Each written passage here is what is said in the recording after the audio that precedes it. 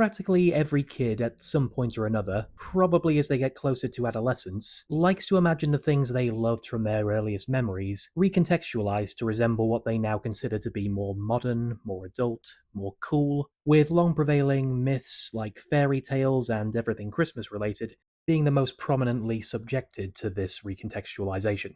But when it comes to actually applying this practice on film, it's typically done with good-natured humor directed at the tonal clash between the U-rated, family-friendly curated ancient mythology and the commercially viable trappings of the most popular shows and movies.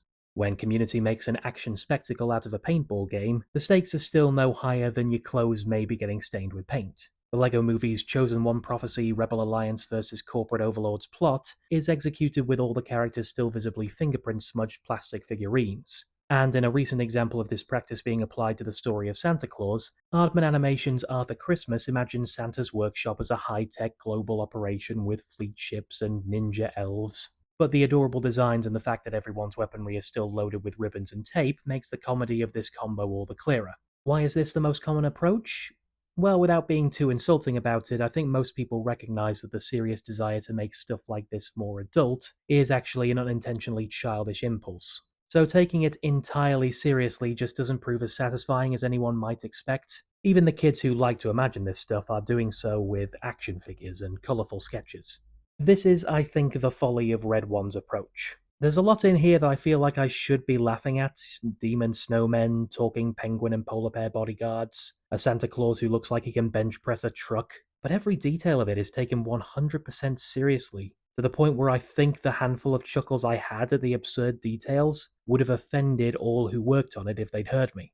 And with J.K. Simmons' Saint Nick and Dwayne Johnson's security chief Callum Drift, working for an organization named the Mythological Oversight and Restoration Authority, with a glimpse offered at the Headless Horseman of Sleepy Hollow, it leads me to assume that the desire was to launch an action franchise from this, using as many public domain tales as possible for adaptation. But despite the fact that the stakes have been upped to life or death, like I say, it still features practically everything that usually belongs in a more light-hearted riff, with Drift and Chris Evans's Jack O'Malley's journey centered on rediscovering the Christmas spirit and goodwill to all men in this ever more cynical modern world.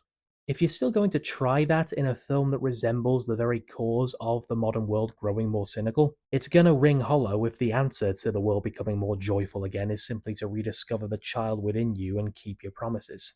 If you're trying to come across as more adult and serious, you're going to want to dig a little deeper into what it is about the world that we live in that makes people more cynical, cruel, selfish, theft-prone, and so on. But you may also find it difficult to really make any leeway with that when part of the Christmas law you're changing is that Santa and his whole operation are affiliated with the US government.